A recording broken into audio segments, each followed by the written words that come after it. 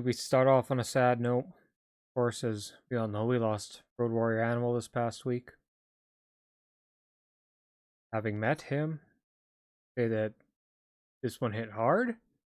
Met him at an indie show in 2016. He wanted people to actually wear the shoulder pads, and it was something all right. Yeah, that one actually hit hard. Greatest tag team history of wrestling is now the greatest tag team in the afterlife. Rest in peace, Road Warrior Animal. Yeah, I'm not gonna do my usual start. Yeah, that hit hard. Other news, of course, this week. Tessa Blanchard taking a hiatus from professional wrestling. Good. I mean, there really isn't much nice to say about Tessa Blanchard, so perfectly fine with them. With her not being involved in anything. What else do we got in the news this week? Of course, we got Clash of Champions this Sunday. I mean, I'm not gonna watch it. We'll still go through the card though. I didn't watch Raw this week. I didn't watch SmackDown this week. In fact, at like 7 o'clock on Friday, I realized, oh, SmackDown's on. So that's how little I really care about WWE right now. Probably won't have much WWE content on here for the next little while. Anyway, we're gonna cover Impact Wrestling and both AEW shows. And we'll do some predictions for the Clash. Try and keep her under an hour this week. I'm not going through discussing every match on Dark just because there's so many matches crammed into that hour and a half. But yeah. One more thing I want to touch on in the news are the dumbass comments by Ryback. You know, I used to be a fan of Ryback, but he's been saying so much shit since he got released. It's like, I don't even want to see him anymore. But I mean, this is what, the second or third time now he's wished death upon Vince McMahon? Like, come on, man, you're not that good. You're a dollar store or a dollar store Goldberg. Yeah, and you're just upset that Feed Me More was more over than you were. Yeah. Anyway, enough of this shit. Let's get started with Impact Wrestling. I've said it before, I'm going to say it again this week. Impact is my favorite show of the week. I am never disappointed with Impact. Even people I hate on the Impact roster still popped me this week. We'll get to that.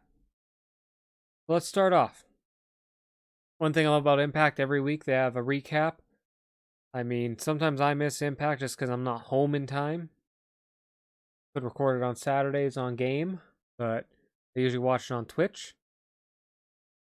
Anyway, first matchup was a triple threat for a number one contendership for the X Division title. Chris Bay versus Trey Miguel versus the COVID-denying fucking moron. Sorry. TJP.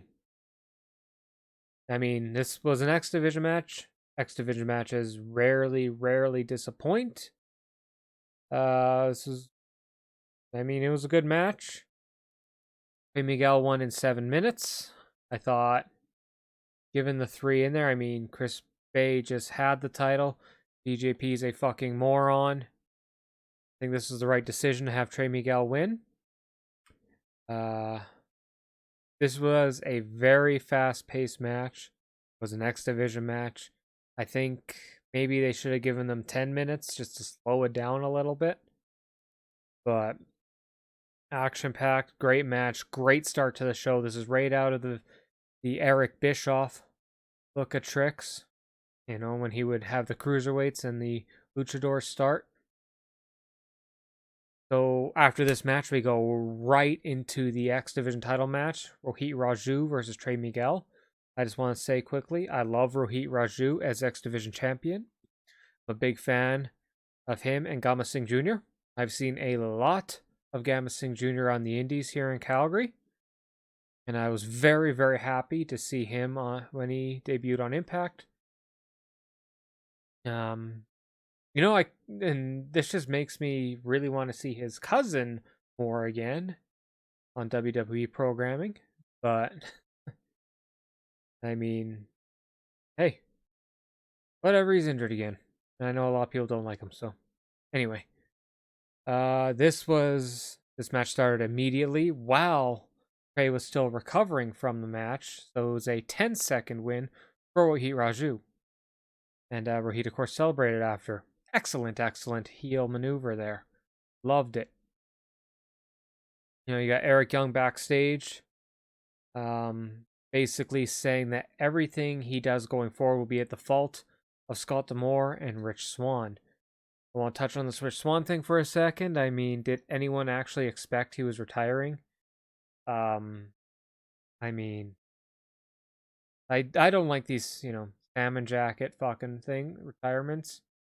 Yeah, was gone like what, a month, if that. I didn't like that, but I do love this current Eric Young. This is what I thought Eric Young was going to be like in WWE with Sanity. So it's great seeing this. And to move on to another, what could have been in WWE? Neil Dashwood. Backstage in Virgia Miller knocks on Neil's door and Caleb answers. Right, Caleb with a K answers. I love this little pairing with Tennille and Caleb with a K. He said Tennille's busy getting bee venom therapy, which I believe there's a show on Netflix. I can't remember what it's called off the top of my head, but there's an episode on that. Tennille ended up walking to the door, giving an inspirational quote. I can't remember what it was, but that she would win. One thing about this Tennille thing, isn't this just Emelina? Like, she didn't want to do Emelina, but the way the vignettes were for Emelina and the way that Neil's been doing this current gimmick, this All About Me gimmick, really makes me think, like, isn't this, or is this what she wanted Emelina to be and WWE wanted blonde bombshell fucking? I don't know. Anyway. Second match up. Kimberly with Deonna Purrazzo versus Susie with Kylie Ray. Who doesn't love Susie? And, congratulations to Kylie Ray on her engagement. But, I mean, this match was just, first off, Impact, in my opinion, has the best women's division. Maybe not in skill level, but certainly booking. When you look at the booking to skill level, I think it's a perfect mesh. Of course, I've thought Impact has had the best women's division, since Gail Kim fucking won the title in 2007. So, yeah, 13 years. This was excellent. This was a good match. I'm not a fan of Kimberly personally. I think it's all about first impressions, right? And every time Kimberly comes out with that entrance where it's just so slowly paced, she's in like the Tinkerbell fucking outfit thing, and I don't know. She seems so awkward on her entrance. It throws me off for her matches. I can't be a fan of her. Yeah.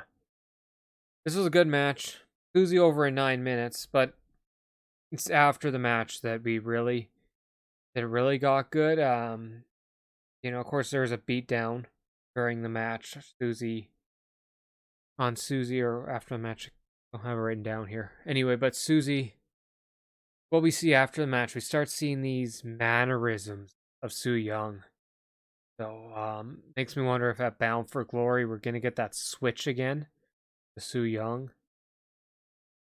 Impact has always been good with these types of things. I mean, between Su Yung, Susie and Su Yung, or Joseph Park, Abyss.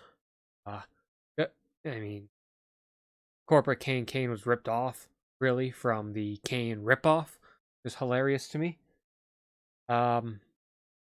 Yeah, it was a good match.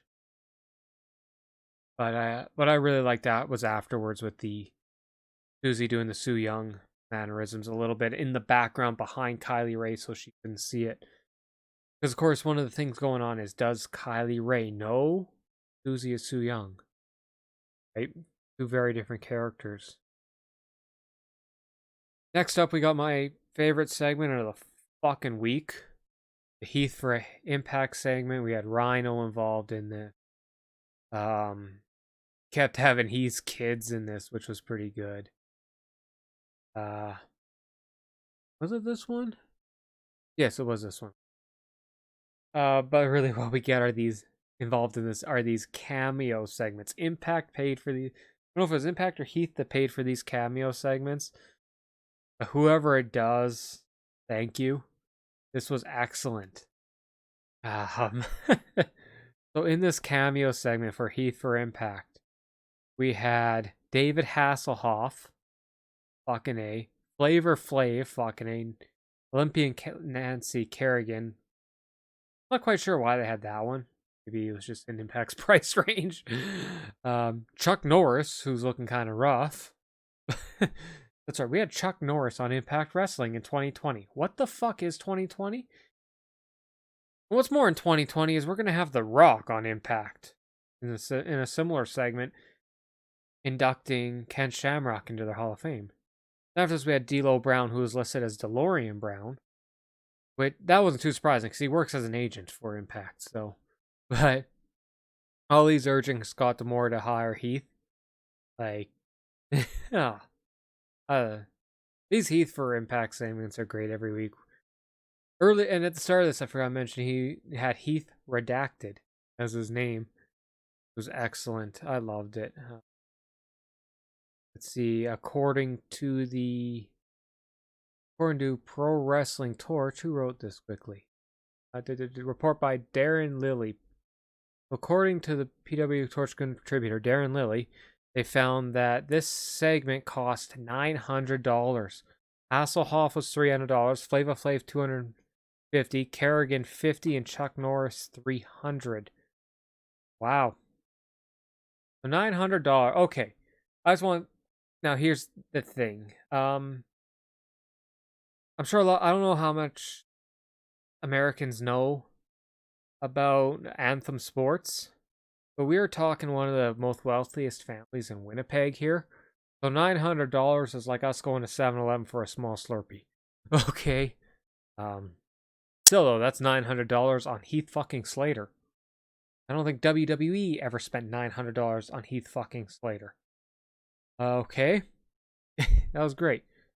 Backstage, Motor City Machine Guns talking. In comes the Good Brothers and the Rascals. The Rascals want to earn respect from the Good Brothers and want a match. Good Brothers said they could have a match. Who doesn't love the Good Brothers?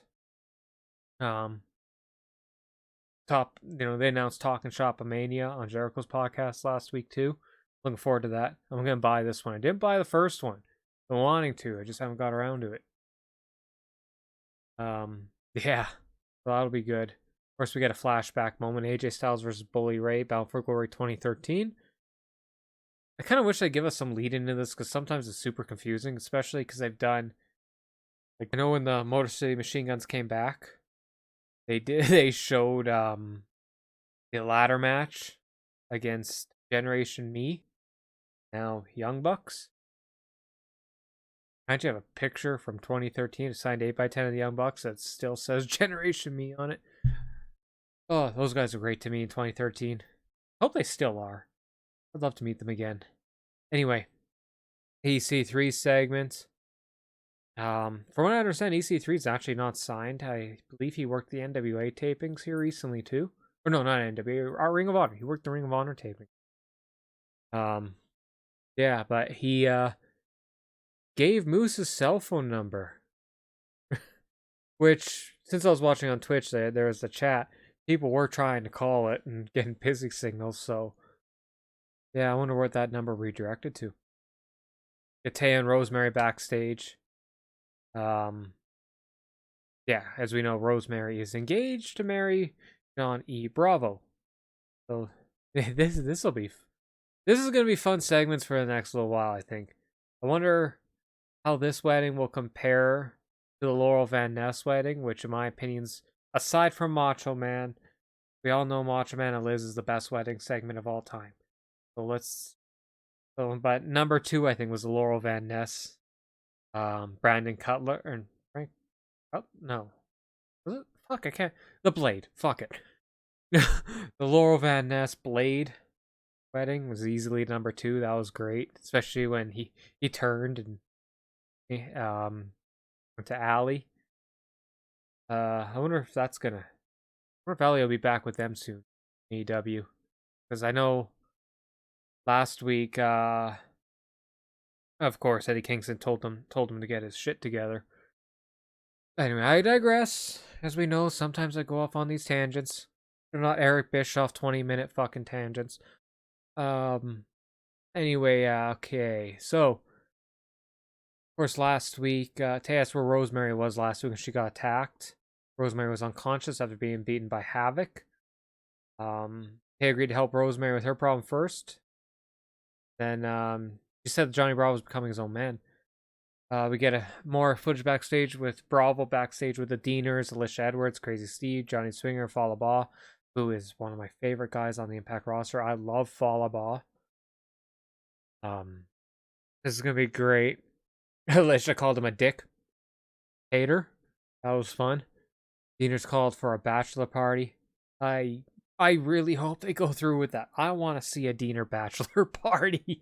I really want to see that. That just sounds like an excellent segment.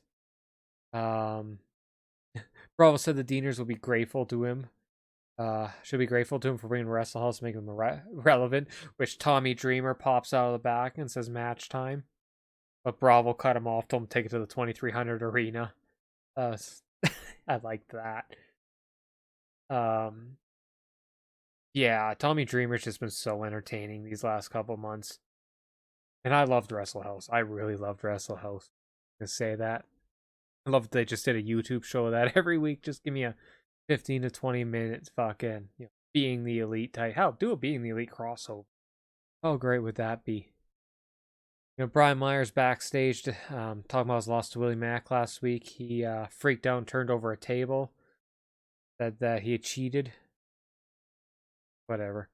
Dreamer went up to him, told him to clean up the mess he made, and then Myers, of course, refuses. And Dreamer saw him again. He better walk the other way. I don't know. I'm not crazy about this Brian Myers. I've said it about Matt Cardona on AEW shows. This is a guy who was a jobber, really, in both his times in WWE, and all of a sudden he's being booked as a badass. At least he's being booked for some losses, but I don't know. I wish there'd be some repair work done first. Yeah, Eric Young attacked Cody Deaner and Cousin Jake from backstage. He beat up Cody at ringside, threw Cody in the ring. This has been basically fucking Eric Young dominated him. Yeah, all this, it's on Scott D'Amore. Been a big thing, but during this segment, Eddie Edwards returns and attacks Eric. Awesome. So now you got these two characters that are both crazy, right?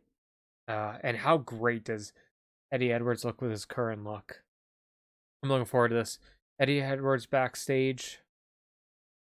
He wants a rematch with Eric Young. Scott D'Amore says it'll happen at Victory Road. Awesome. Victory Road, Impact Plus, October 3rd. Probably won't be buying it. It depends. If it's like $15, I guess which is Impact Plus, $10? Yeah, maybe I will. I don't know. We'll see come October 3rd. They still don't have all the impacts I want on there. I want the Spike era impacts on there. The Hogan Bischoff stuff. Wow. I just heard people turn this off. Giving my support for the Hogan Bischoff era. Look. Hogan brought eyes to the product, okay? Anyway. Next up, Rob Van Dam versus Sami Callihan. Of course, Katie Forbes is there. I hate Katie Forbes. She adds nothing in my opinion other than just make me want to turn it off. But I think, okay, the match was a match. Rob Van Dam slowed down, but he's still Rob Van Dam. It was a 6-minute match. Rob Van Dam goes over, which means Katie gets a few minutes with Sami Callihan. If you don't watch Impact, Sami Callihan is basically rehashing Solomon Crow, but better, I guess. I don't know if it's better, but it's not WWE-ified. He kind of had this. He started the split. OVE was long over by the time Buckhead was basically revealed to be an evil piece of shit. I'm gonna say his name. Anyway, I don't know. It's I don't know. It's the hacker gimmick's kind of there. Maybe WWE made it to Watchdogs, I guess, be a thing. Anyway, it's 6-minute match. It was a Rob Van Dam match. Good match. After the match, though, Katie attacks Sami Callihan, stops him in the corner, kind of turns around, gloats, but we see Sami stand up, take a few steps, sets her up for the pile driver. RVD runs in and attacks him. Katie continues with the stomps. RVD comes up with a chair. RVD and Katie kiss, of course.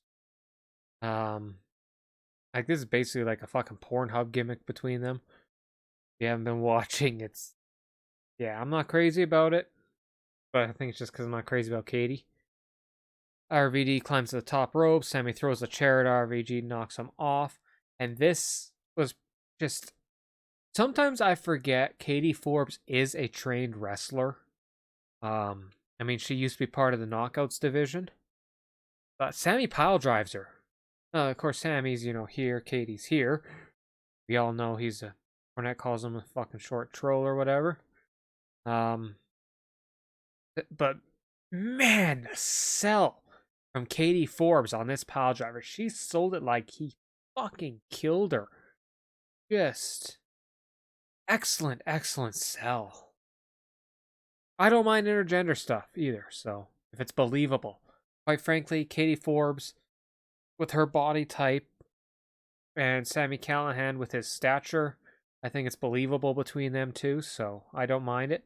But, man, that fucking sell.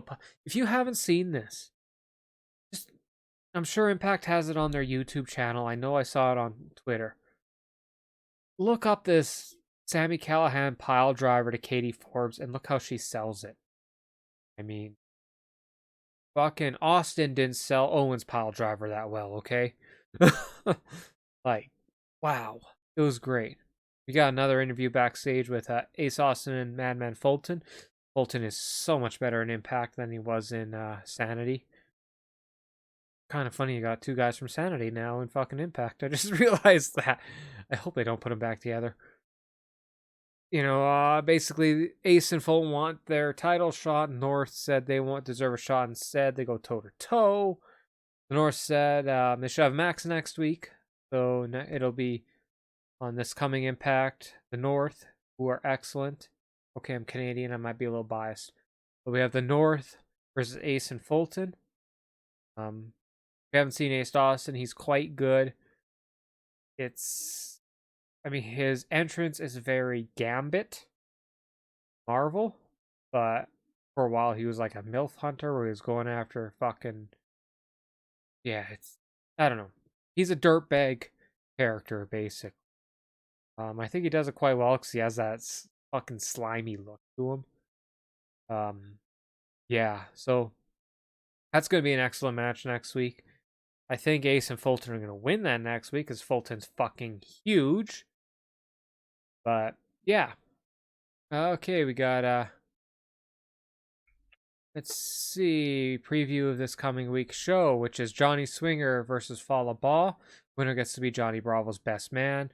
Doesn't matter, none of them are the best man, but we'll talk about that later and how disappointing that match was. So Swinger Fallah Bahh, that's going to be good. If you haven't seen Johnny Swinger, it's a retro gimmick, I guess you could say. Basically, it's... Oh my god, how do I explain the Johnny Swinger gimmick?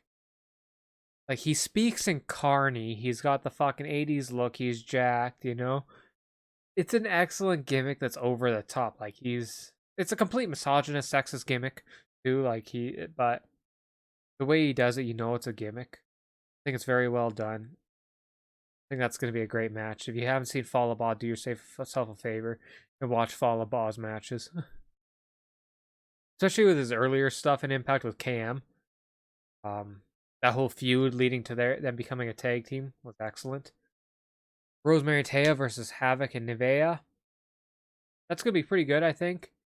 Of course, this is Jessica Havoc, Jimmy Havoc. That'll be pretty good. Rascals versus Good Brothers. That'll be excellent. I read earlier the Good Brothers have said that they want to end their careers in Impact. I think that is excellent to hear. Someone who believes in the product, especially someone with a name value of the Big LG and Machine Gun Carl Anderson. North versus Ace Austin and Madman Fulton. That'll be excellent. We get back in ring for the main event of the evening. Tennille Dashwood with Caleb with a K versus Jordan Grace. This happens quite often with Impact, where the women main event. We get Caleb with a K walking down the ramp, takes the mic from David Penzer. And how great is it to have David Penzer involved with all this? He was bringing in sweet, sweet premium content and introduced Tennille. This was a quick match, 9-minute match. I think Tennille's still she's competent, I guess would be. She's storm trained. She can wrestle. But she's a lot like, I guess you could compare her to Natty, where the in-ring is there, the talking is not. The in-ring's there, the out-ring isn't, basically. This was a pretty good match. I'm a big fan of Jordan Grace. She's really fucking good. Yeah, great match. 9 minutes. Afterwards, Caleb takes some pictures. Tennille over in 9. It was a distraction finish, though. I really hate distraction finishes, and I really, really hate them in main events. But, yeah. Anyway. After the sign-off, though, typical thing, going to get you watching right to the end. Eddie Edwards is leaving the building, and he gets beaten up by an unknown assailant. They've done this a couple times where they've had someone unknown. I don't think it's Eric Young, but I think it will be someone associated with Eric Young, who hasn't signed anywhere yet from that massive releases. But Impact is never disappointing. It's typically not something to write home about, but this was a good show, I think. If you got 2 hours on a Tuesday, it is the first half hour, there is an overlap with Dark, but that's on YouTube. Highly, highly, highly recommend watching Impact. 8 p.m. Eastern on Twitch, Access TV. It's easy to find. Don't give me that shit. You don't know where to fucking watch it. On Twitch, it's free. So, anyway, move on. We are moving on to AEW Dark, which I just watched fucking hour and a half ago. Now, I'm not going to go through every single match. We're already sitting at half an hour here, so I think we're going to go over my time I wanted to be. Currently 1 a.m. on Sunday here. I'm recording late this week. Anyway. So some of the matches we got here. Fuego del Sol and... Wow, I definitely spelled his name wrong. Is it supposed to be Rembrandt Lewis? Anyway. Fuego del Sol, Rembrandt Lewis for Dark Orders. Stu Grayson and Evil Uno. Evil Uno was on David Penzer's podcast fairly recently. I'd give that a great listen. It's excellent. Had no idea he worked for Immigration Canada, and that's why when we had the visa issues, they stopped wrestling in the United States. Anyway, this was Rembrandt Lewis's All Elite Wrestling debut, as of course was bitching about someone wearing orange. That was Fuego del Sol. Anyway, right off the bat, we get some lucha stuff. big ass fucking knee to Fuego del Sol from, I think it was from Grayson. Which, as Veda called it, a tornado of orange for the cell. Dark Order, of course, we're using dual finishers, which looked great. I love this pairing of Dark Order.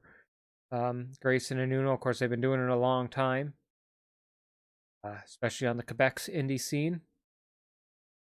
And, of course, Chikara, PWG, Ring of Honor, up until the visa issues. Anyways, it was a good match. One thing I really love and hate about Dark is the casual commentary. Sometimes I wish they'd just call a fucking match. Commentary, of course, Veda Scott, Excalibur, and for the first two matches, and Taz. Then after the second match, after this next match, Ricky Starks joined, which I don't think he really added anything. Anyway, next up, Christopher Daniels versus Starks. Christopher Daniels, I believe he's still 49. Hard to believe Christopher Daniels and Chris Jericho are the same age when you see their bodies. Anyway, Daniels. When did I meet Daniels? 2014 I met Christopher Daniels. You know, when you meet him, it's almost like it's just at a wrestling event, and I didn't realize it was him at first. A lot smaller than I expected, but nice guy. Oddly enough, Curryman was also on that show. Not in the same match, though. Interesting. Anyway, this match started off with with a collar and elbow back into Christopher Daniels' corner, which was excellent. I love it when they start off with a collar and elbow or a test of strength. A lot of mocking between the two and taunting during rest holds. There's a lot of rest holds, but Christopher Daniels is almost 50s. Yeah, this match was chain wrestling and technical wrestling. I loved this match. This is my favorite match on the Dark card this past week. Yeah, completely different from the previous match, but they of course had the rolling pins back to back to back. Then they did a double clothesline to, I think it was like an 8 or a 9 count. Eventually, Starks, of course, wins via the Rochambeau. Excellent, excellent. And Ricky Starks joins commentary. Up next, we had Puff and Calvin Stewart versus the Butcher and the Blade with Eddie Kingston. I want to say this. I think Puff has a great career ahead of him as a comedy guy on Dark. They sign him. There's just something about him. I want to see more of Puff. Something about him. If he does that he can just do. It seems to me he can do natural comedy. Fucking Butcher chopped. I think it was Calvin Stewart. I felt it. I'm in Calgary. You know, they're in Florida. I felt that chop. Man. Saw cheap stuff. Of course, Kingston held Calvin Stewart at one point for some cheap shots from the Butcher. But when Puff got in, he actually took down the Blade for a bit. Kaz commented, if you ask Puff to haul ass, you're taking 2 trips. That popped me. Ultimately, the Butcher over Calvin Stewart. Good match. I want to see more of Puff. Butcher and Blade were recently on the AEW Unrestricted podcast. Give that a listen. It was a good interview. Except for the fact that when Andy Williams talks, it's like, okay, the look and the voice do not match. Like, it's like low key, you know? Low key, the size and the voice don't match. But it's like opposite. Kind of like they almost swapped voices almost. Will Hobbs and Serpentico. Serpentico, of course, there is with Jericho's buddy, because that's why he has a job, so that's what we might as well refer to him as. Fucking Luther. Will Hobbs won. There's a hell of a spine buster for the finish of this match. I don't know if Serpentico pissed off Hobbs or what, but holy hell did he fucking slam him into that mat. Lucha Brothers versus Dante Smiley and Max Stardom. Man, I don't know. I wasn't crazy about this one. Eddie reacted to the pyro. That was pretty good. Anyway, at the end of the day, Penta over Stardom. Ryzen and Xander. Gold versus Dark Orders 5 and 10. I want to comment on Ryzen for a second here. Every indie in the world has this character. Here in Calgary, that would be Azrael. It's just, why does everyone have to have this fucking, Ministry of Darkness, Undertaker type dark character? Every single one. Anyway, a lot of good agility from Gold. He jumped up to the top turnbuckle and did a flip over 5 at one point. Kind of took me away though. The finish was very slow. A lot of just holding, but it was an okay match. Up next, Janela and Kiss versus Kevin Blackwood and Daniel Garcia. AEW has a very formulaic way to its booking. These are quick 10-minute matches. And they're typically like a 70-30 for the AEW signed talent. What it is.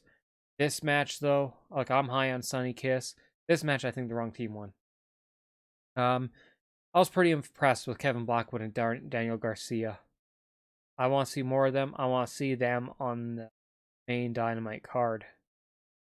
Wasn't crazy about this match, though. I don't know. Could be just the ambiance, because there's no crowd for this dark, so silence. But yeah, this one I just wasn't crazy about. Gun Club versus Mbatu and Cruz. The best part was when Mbatu and Cruz come out, Taz just goes, all right. Like, basically same thing we're all thinking. Mbatu has impressed me in the past. I hope people on signs. Cruz, on the other hand, I'd rather not see him again. This was a fat, balding Casanova gimmick. Yeah. Okay, my cat just came and punched me and then ran away. I don't know either. Anyway. Kaylin King versus Serena Deeb. I enjoyed this one. Really enjoyed this one. It's probably my second favorite on the card. For Serena, I don't think I'll ever get used to seeing her with hair. Kaylin King really has some size to her. Like, this is just a big woman. Like, not in a bad way, and I'm not saying she's fat. This is just an Amazonian compared to Serena. Huge size difference, but this match was another technical match. Hey, we're seeing something common tonight about the types of matches I like. This was enjoyable. I really liked it. Of course, Serena eventually wins.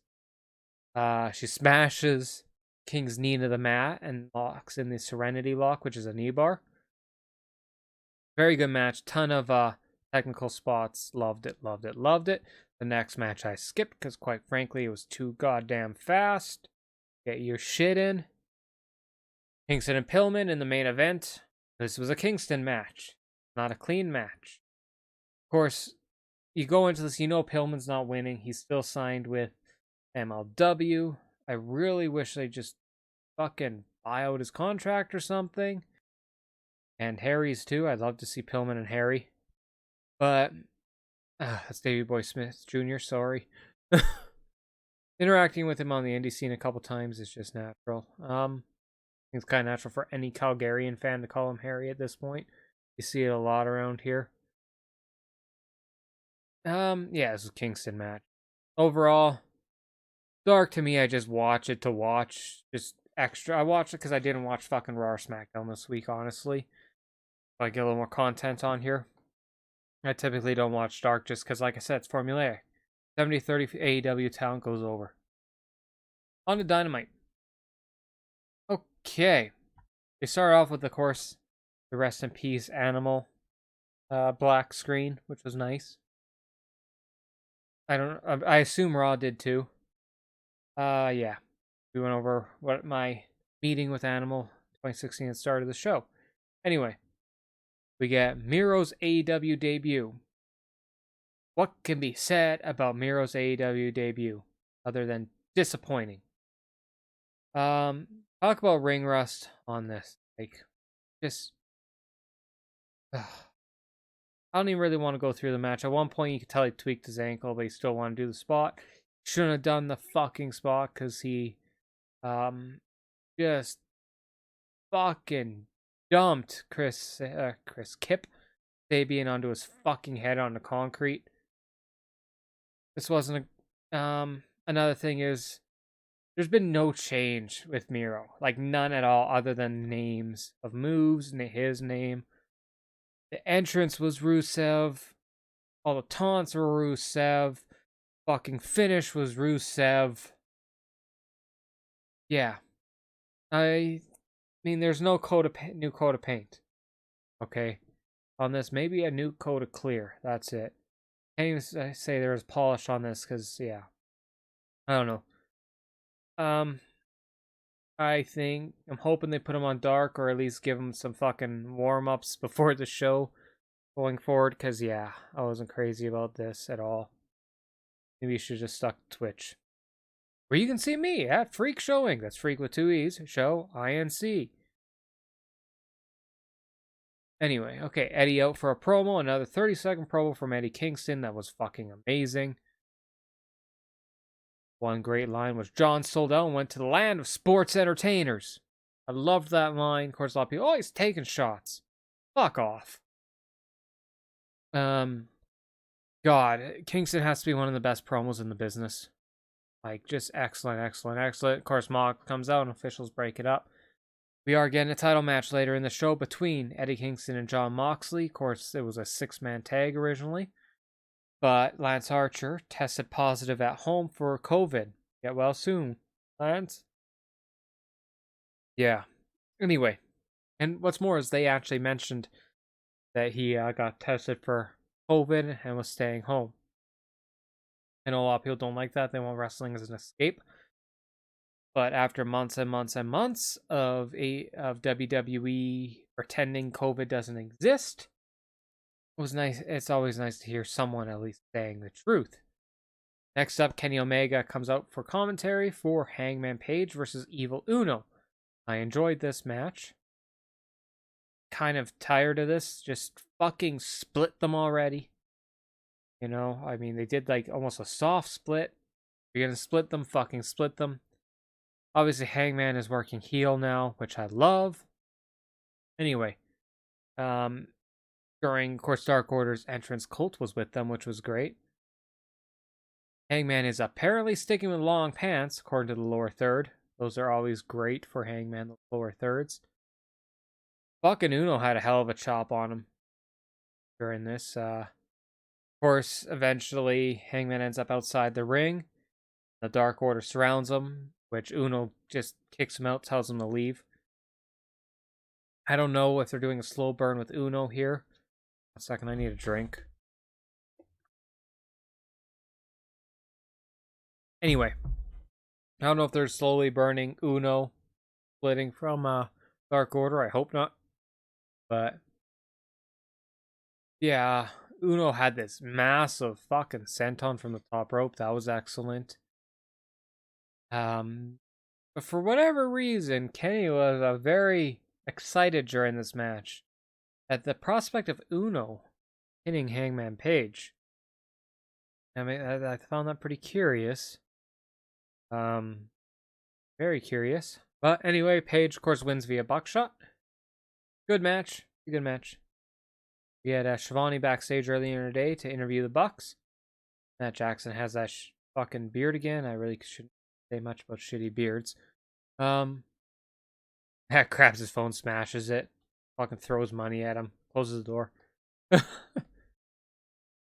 I'm not quite sure what they're doing with the Young Bucks right now, but hey, whatever. At least they're heels.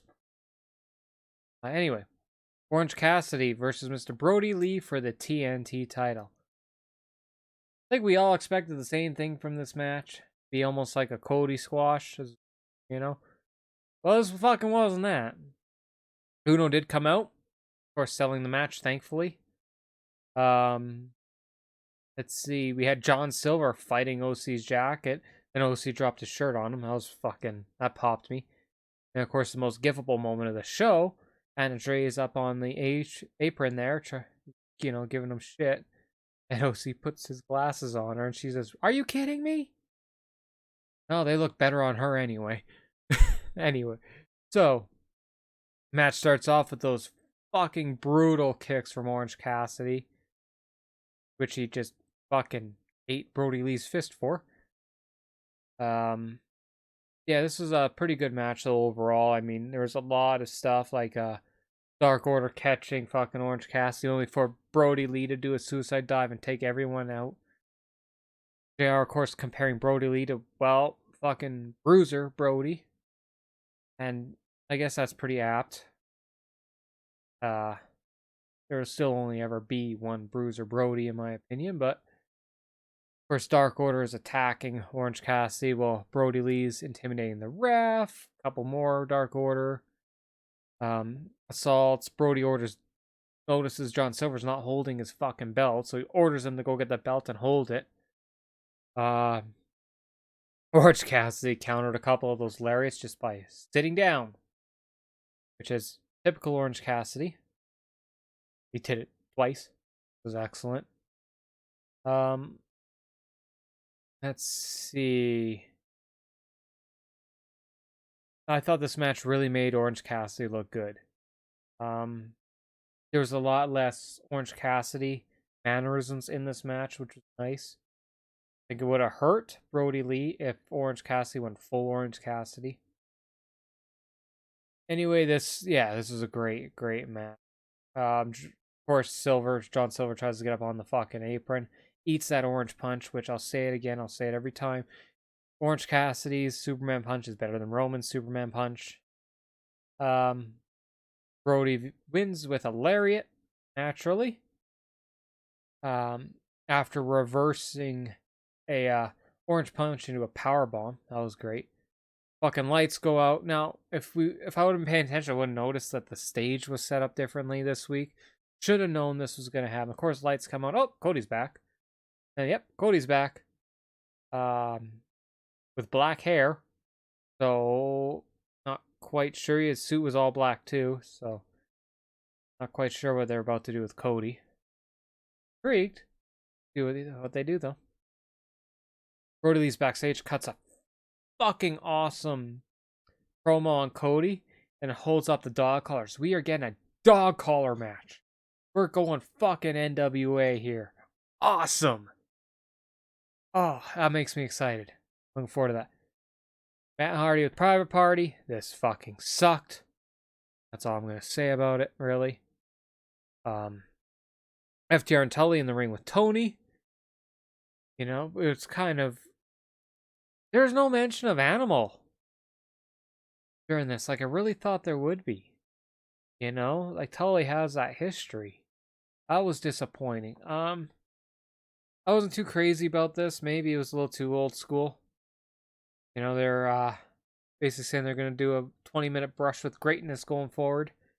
Next week will be SCU. Guessing it'll be Kazarian and Scorpio. Best Friends interrupt. Said they have their little red panties on. Okay. Pretty typical of Best Friends. They want the 20-minute brush with greatness now. The ref comes about. FTR back away and say no. I wasn't crazy about this. I mean, there was really nothing wrong about it. It was just a little bit too old school for me on FTR's part and a little too juvenile on Best Friend's part. But anyway, Ivelisse and Diamante versus Thunder Rosa and Shida. One thing that really surprised me about this match was how well Shida and Thunder Rosa worked together as a tag team. That was pretty shocking, actually. Yeah. It was a good match. I mean, there's nothing wrong with the match. Thunder Rosa wore animal-inspired face paint, which was nice to see. Yeah. Anyway, of course, Shida goes over. Yeah, I hope we see a lot more Thunder Rosa. I really want to see more NWA talent too involved. I'd love to see a champions versus champions with the NWA title against the AEW title. Okay, we get Jericho backstage. MJF walked in. We got another one of these Jericho. They both know they said loser last week. MJF is calling the limo driver a loser. Jericho's calling Shivani a loser. I mean, it was good for what it was. These are usually good segments between MJF and Jericho, so I mean, I don't really have much to complain about. And on to the main event of the evening. Jon Moxley versus Eddie Kingston. This match was exactly what everyone expected it to be, I believe. It certainly was what I expected it to believe. This was a street fight. with rules, basically. I guess you could say this was not a clean match. This was not a pretty match. This was good. I mean, right off the bat, fucking Kingston flipped over the timekeeper's table, which had the belt and bell on it, and a lot of chops to Mox. Like, Moxley's chest was not looking good. Oh, by the end of this match. This was great. The Lucha Bros, of course, came out and attacked Mox post-match. Hobbs came in, save. They get beat down. Darby's back for the save. Right? And Ricky Starks comes down, attacks Darby. Out comes Taz. I did not like this post-match. Match was good. There really wasn't an excellent match on this show, I don't think. No. The best match was probably Ivelisse and Diamante versus Rosa and Shida. But yeah, this post match was overbooked WWE-esque. Yeah, that's really all I can say about Dynamite this week. Quick one on Dynamite because it was there. I mean, like I said, my favorite show this week was Impact. Now, even though I won't be watching it, I'd be remiss as a wrestling podcast, so we should talk about a wrestling pay-per-view. So let's talk about a little prediction for Night of Champions 2020, which takes place as this releases tonight at 7 p.m. Eastern, pre-show at 6 p.m. Eastern from the Thunderdome in the Amway Center in Orlando, Florida. I guess I might have this on for background noise. I don't know. Maybe we'll talk about it on next week's episode. Maybe we won't. We'll at least talk about the results. Anyway, let's start at the bottom. The WWE Women's Championship match. That's a lot, doesn't it? On the kickoff show, Asuka versus Zelina Vega. Okay. Do we really need to discuss who's gonna win? It's gonna be fucking Asuka. I don't think this is gonna be a long match. I'm quite happy that Zelina Vega is in ring now. But to get a title shot this quick just because she said she wants it is so WWE. Yeah, it's like they just wanted a kickoff match. I mean, I'm hoping we see Bianca built up to face Asuka eventually, but what's the next? Let's see. October's the next pay-per-view, right? Yeah. November Survivor Series.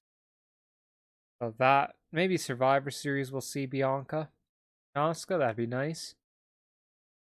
But yeah, Asuka's winning this, obviously. I think it's going to be quick, maybe 5 minutes.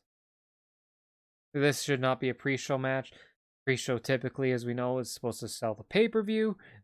Sell the pay-per-view. This next match, again, the WWE Raw Tag Team Championship, the Street Profits versus Andrade and Angel. Again, apparently Andrade and Angel are fine now that Zelina's not with them. Fucking whatever. This is why I don't watch Raw anymore. These last 3 weeks I made it an hour. Yeah, fucking Angel Garza and fucking Andrade. Fuck it. WWE SmackDown Tape Team match. Cesaro, really? Okay. Cesaro and Shin versus Lucha House Party? Okay, I'm lost. Cesaro and Shin. Right. WWE Women's Tag Team Championship match. Nia Jax and Shayna Baszler versus Liv and Ruby. I hate that they went back to fucking Riot Squad or Live to Riot or whatever the fuck they're called. I hate the pairing of Nia Jax and Shayna Baszler. I hate Nia Jax. But it hurts Nia Jax and Shayna Baszler if Liv Morgan and Ruby Wyatt win. I don't know what the fuck happened to the R there. Do it every time I say Ruby Wyatt. Yeah, I did a little bit there. For whatever reason, I can't say her fucking name right. Anyway, like I said, Nia Jax Shayna would be hurt with a loss. So Liv Morgan and Ruby Wyatt are probably winning. This is WWE. U.S. Championship match. Bobby Lashley versus Apollo Crews. I think ultimately it's going to be Lashley via disqualification. Of course. I'm tired of this too. Has there been any changes, really? WWE booking the last fucking month. Like, at least on the mid-card stuff. I mean, you got Roman heel, you got Zelina wrestling. You got whatever the fuck's going on with Alexa. That's intriguing, but it's not enough to make me watch. Anyway, WWE Undisputed Intercontinental Championship ladder match. I love that they're doing this. This is classic. Yeah, 2 title holders, let's have a ladder match. And what the fuck? Might as well throw in AJ. Jeff Hardy versus AJ Styles versus Sami Zayn. You know, I might have this on as background noise because I actually do kind of want to see this match. Cannot be a bad match. Jeff Hardy's going to do something fucking stupid. AJ Styles is going to do something fucking stupid. Sami Zayn's going to do something fucking stupid.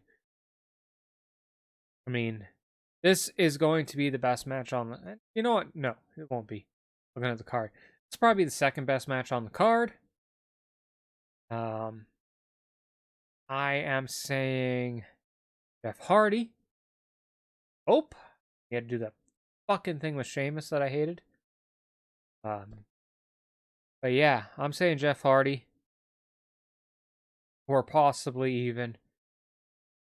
Okay, they won't do it, but it'd be intriguing if, like, AJ grabbed the other title, they both fucking fall down or whatever. That'd be interesting. They won't fucking do that.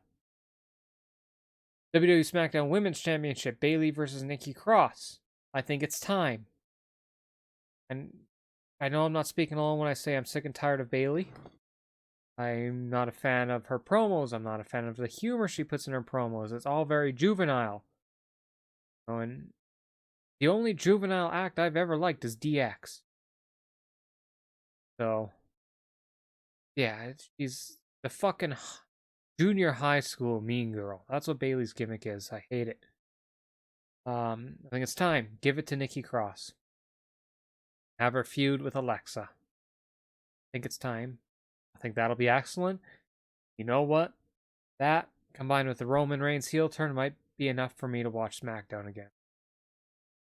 Speaking of Roman Reigns heel turn and SmackDown, the WWE Universal Championship. Roman Reigns with Paul Heyman versus Jey Uso. Another match I might watch. It's intriguing. I understand Jey cut a hell of a promo on SmackDown. I have not seen it. Like I said, I fucking didn't even realize it was SmackDown until like 7 o'clock on Friday, so... yeah, I think this will be the best match on the card. These are cousins. They're Anawais. Be excellent, I think. Next match, probably one of the worst matches on the card. The WWE Championship Ambulance match. Fuck me. Drew McIntyre versus Randy Orton. Fucking... I don't even know who's gonna win this. I think it's gonna be Randy. Reported WWE is planning the tour again soon. And as we all know, the Florida governor is a fucking moron. And Florida is open.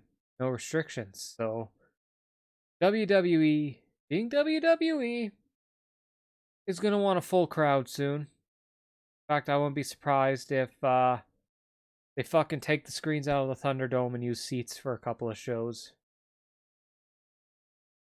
Yeah, I'm not looking forward to that. If WWE has a crowd, I'm definitely not fucking watching. I know, AEW has a crowd. AEW is doing it safe. Being sold in pods, socially distanced. It's about 15% capacity in an outdoor venue. Masks are mandatory. WWE is not going to fucking do that. They're going to pack it to the fucking rafters and not give two flying fucks about masks.